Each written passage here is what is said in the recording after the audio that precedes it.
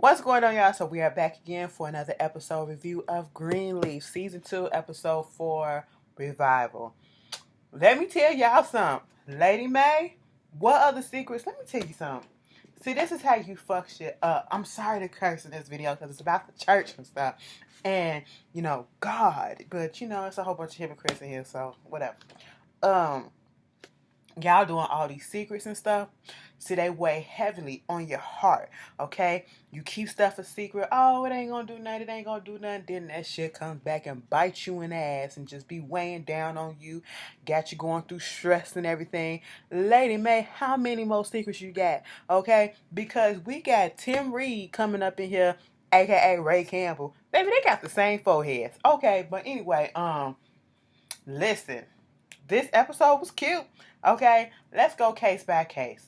It's revival time. I don't know what that is. I guess that's when y'all come and have baptism. I don't know. But, y'all church people, y'all, I ain't even going to act like I know. I'm just looking from the camera, from the TV or whatever.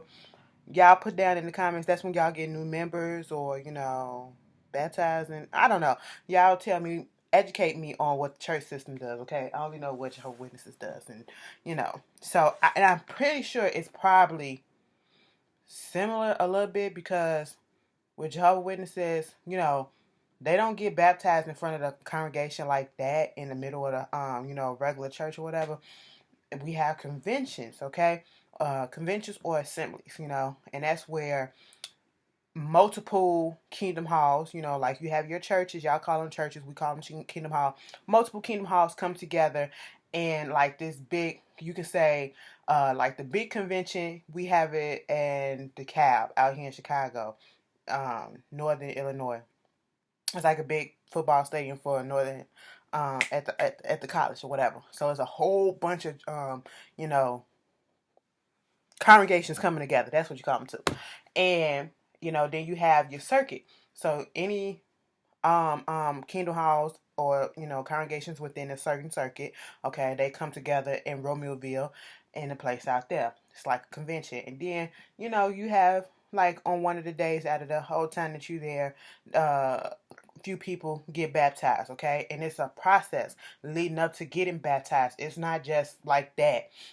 Anybody feel like they want to walk and they come up and they get baptized. No, they make sure you really here for it, and it's literally a long process, okay? That's why Ashley ain't never get it done. I've never been baptized because I wasn't ready, and I'm still not ready to, get baptized. So, it's not forced upon you, just like that's not forced upon you or whatever.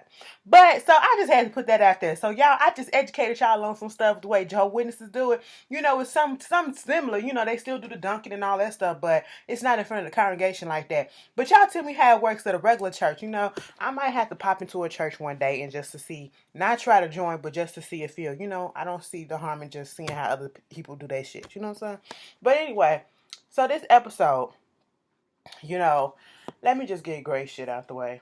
Grace's friend is here, and I really didn't understand her purpose. I guess to show that she had some good times back in the day. They had a little singing group, and it shows that Grace, regardless of what Grace is there for now, Grace actually did leave a mark, and people did like her when she was a pastor, and she had a little singing group that was really good, and I guess having her friend there, it shows Sophia another side of her mom.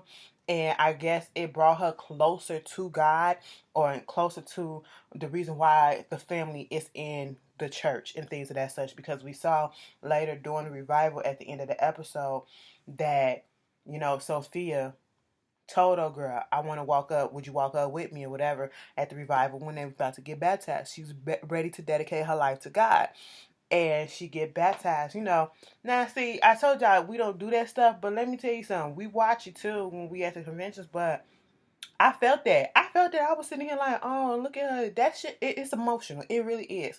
Okay, that's a big step. No matter which religion it's a big step. Okay, when you dedicating your life to God, it is a big step. It can be very emotional. So I appreciate the fact that they portrayed that, and she was like, how does it feel? She was like, I can't describe it. It's infinite. She just, I don't know.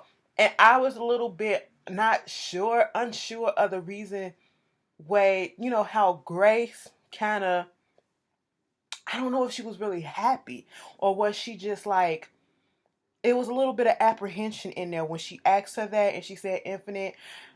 I would have thought she would have been jumping for joy, like, yes, my baby is, she's here. This is the family way. I don't know. It's just something about that was kind of awkward. It was nice to see Lady Mae and Grace have a genuine moment. I do feel that was a genuine moment when Sophia was getting baptized and she held, both of them was holding hands, and they both welcomed it. Even Grace was a little shocked, like, oh my God, Mom, you holding my hand and we're not fighting. That's how it was. And I was like, oh, that's cute. You know? And what else is going on? Grace. Grace is what is the solution that you got? Because at the end of the episode, we seen her call the detective come up there. She was like, what's the problem? She was like, no, it's not a problem. It's more so a solution. And then it cuts off. And I'm sitting here, what is it, girl? Because you're going to mess around and get yourself locked up. You're going to mess around and get yourself locked up while you trying to get Mac locked up. And he going to still be out here roaming free, okay? Listen. I understand what Grace is doing, Grace, and where she's coming from. She is not necessarily revenge. She just wants justice to be served. And she feels as though people are cutting corners for Mac, and Mac is just getting away. And he's one of those people that slip through the system. And, one of those bad people that get put out and can walk freely amongst us, okay?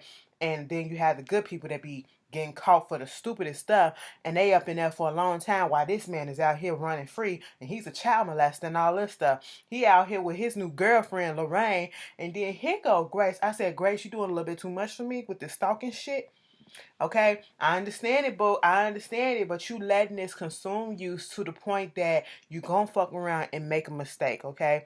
And that's what she almost did when she went up there to talk to Lorraine and tell him that, he a child molester. I said, oh, Matt got a girlfriend that's around his age? Okay, hey, it is what it is. And he was like, why don't you stop? She was like, I'm never gonna stop, okay? I said, Mac finna call the cops, and sure enough, Mac called the cops. They come to the church telling her you need to stop, and was like, why don't you put him in jail? This ain't about him. He out here raping kids and stuff, all the girls and all this. It was like, this ain't about that right now. See, I was just like, oh, this whole Mac situation. I cannot wait till something actually happens to him, because even though he doesn't have the same power that he had, when he was living or when he was in the church per se, he still has some type of power. And it's irking me that he is still free and not behind bars and nothing is really happening to him. Okay? So, Kevin and Charity. Oh, Kevin and Charity, it ain't like we ain't seen this shit coming. So, Kevin is back at the house, and he was talking to her and was like, hey, Charity, babe, oh, excuse me. Got a little caught. Anyway, he was like, hey, babe, since we're back in the house and everything's all cool, and thank you for letting me see my son and telling me what's going on with him. My thing is, do you think you want to try to, knock it out of the park one more time? She was like, you want to have sex with me? And he was like, yeah. I mean, why wouldn't I? I mean, I just with everything that's going on, I just didn't think, I don't know. He was like, I mean, you got to find time. We can try for tonight, right? I mean, okay.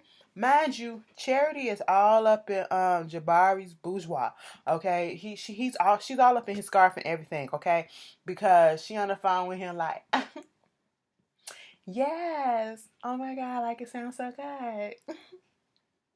I know, like I said, girl, get off the phone macking like that with your husband behind there. Now I know he did some stuff, but that's a little rude, okay? That was a little rude. At least he ain't do it dead in your face. You doing it dead in his face. And then gonna say, oh, it ain't nobody. It's just Jabari. He talking about my album and all that stuff. And it is what it is. So they get up there and they was about to get ready to do it, and some stuff popped up where it had to be postponed. And she was more so like, and I think this is good because it just feels like, we have to plan it and stuff like that. I just want it to come naturally and spontaneous. And I understood where she was coming from. She's like, I don't want to have to, time and plan out on a calendar what time and what day I'm going to have sex with my husband and all that stuff. And he was like, I understand. So at the revival, she up there, singing with Jabari. Okay? Jabari up there, they up there singing, God be the glory, mighty, mighty son, do, do, do, do. I said, all right, come on, put a little step in it. Step. Electric slide. Come on, step. Booty bump. Wait a minute. Why y'all back to back? I said, pause the fuck up. I said, no, Charity, you're doing a little bit too much. And see, I don't even feel like Charity thinks that Charity is doing this indirectly. She don't realize the way that it may seem, okay? Because I feel as though at this point Charity has checked out. All right. And I don't think that she was doing it to, necessarily hurt Kevin. But Kevin caught on. Their body language after they got through singing, they sitting in the pews together. They all hugged up like they husband and wife already, They're laughing and all this stuff. Kevin is catching this. He caught it like that. So when they get back into the house and he's asking what's the relationship between Jabari and her, have y'all ever did anything? She was like, no, it ain't nothing like that. He's just my producer. Because he was like, do he get up there with all the other people that he works and perform and all that stuff? It was like, no, but I mean, probably with some. But since he was out here producing my stuff, he just said, fuck it, come on, let's get on the stage and let me do this shit. And I was like, Jabari wants that good charity, okay? He wants you to show him some charity, okay? He wants to donate, okay, a specimen to that charity, okay? That's what he's trying to do. And in charity, you want to too, okay? You want him to put down a dowry up in that bitch, all right? But we get another scene. I guess he let that shit slide for the moment. And Charity was laying in the bed, and they had just had this little touching moment with the baby, singing little songs and all that stuff. And, it was whatever. Charity is in the bed. Next thing you know, she's listening to her music. He was like, what you listening to? Oh, my Jabari sent me over some of the unfinished tracks of my music or whatever. How does it sound? Good. I said, oh, so y'all really still sleeping in the same bed? He ain't sleeping on the couch or nothing? And she was like, okay. Next thing you know, he all up on her. Kevin all up on her. I said, Kevin, go ahead and try to shoot your shot with your wife. He tried. Charity tried for a couple of seconds, and she just said, no, I can't do this because it feels weird, and I feel as though this is over. And I can't necessarily get pissed off or mad at Charity because she was put in a situation, in a dilemma, where she was not prepared for. And it's not like she is hating on her husband. She's calling him, foul names. She's being downright disrespectful to the point of, trying to make him feel less of a man because of his sexual preference or what may be his sexual preference. And it's not that.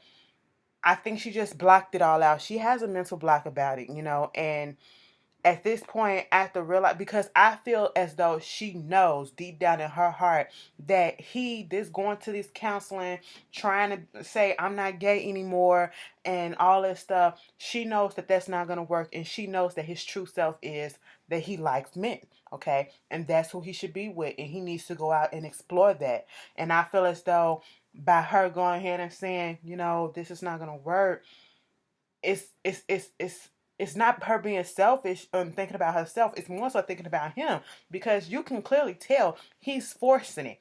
He's forcing it, and he's still struggling with himself because he's not being real with himself. And she knows that he's only trying to do that just to, see if he can still do it and to put on his farce that y'all still this loving couple and y'all really not.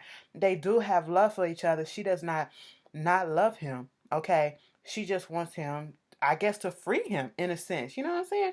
That's the vibe that I'm getting from it. Okay? Because she's still allowing him to be there and sleep in her bed, but the sex thing is just a turn off right now. And it's understandable. I get it. So I don't Of course, he feels away, but I think it's time. Okay, they've been dragging that out. We knew that shit was gonna come. Baby, go get you a boyfriend. Okay, get you a little boyfriend. Anyway, and because of the status and the image and all that shit, that's probably the reason why they still there, especially Kevin. Um, what else is happening?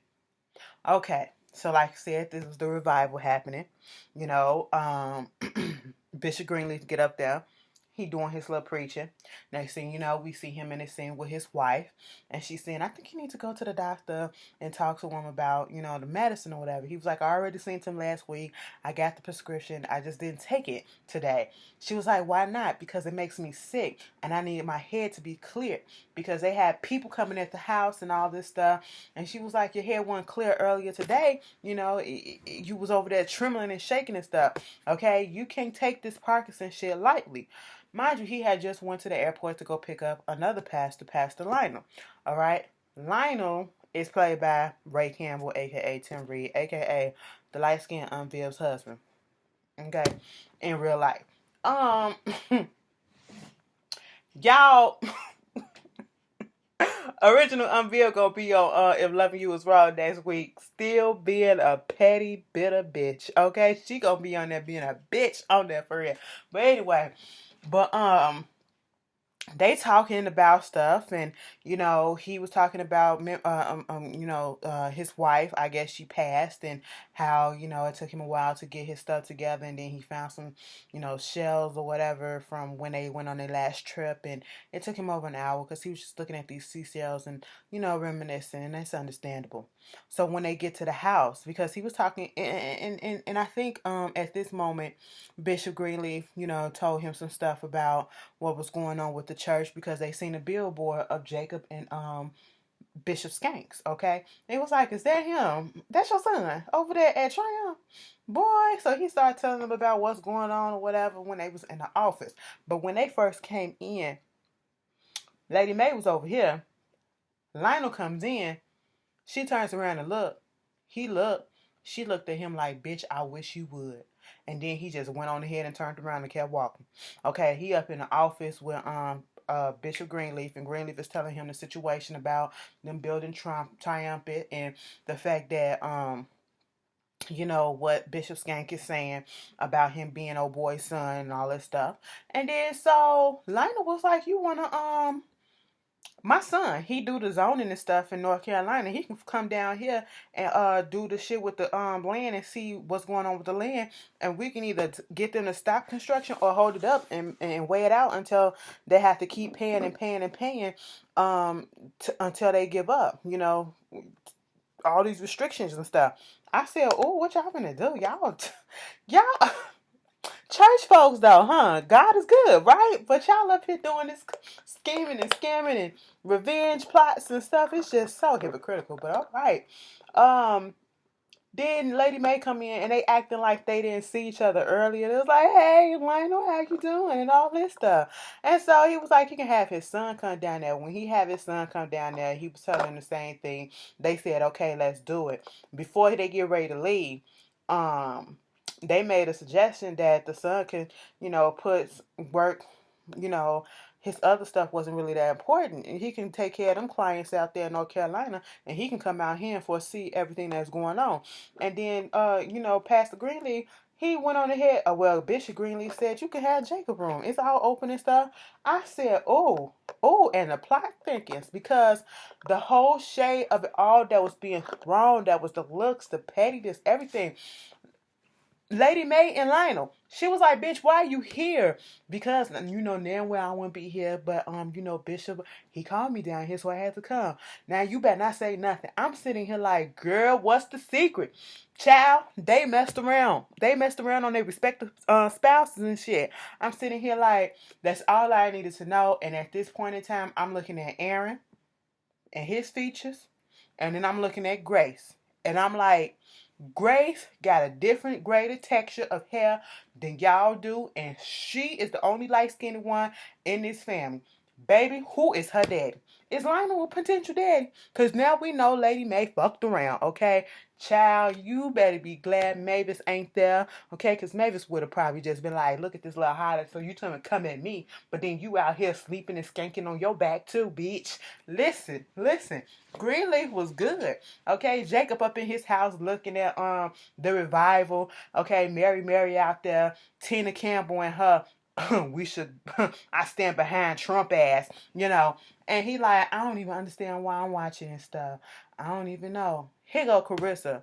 I don't get it either. And close the laptop. Carissa is a hater. Okay, Carissa always been a hater to me. That bitch. But anyway, that was Greenleaf, y'all. If I missed anything, put it down in the comments and we will discuss, all right? And who do y'all think is, at this point in time, we can kind of say that I'm on the train that Bishop Greenleaf is not Gigi daddy, okay? It's somebody else. Who do y'all think is the daddy, all right?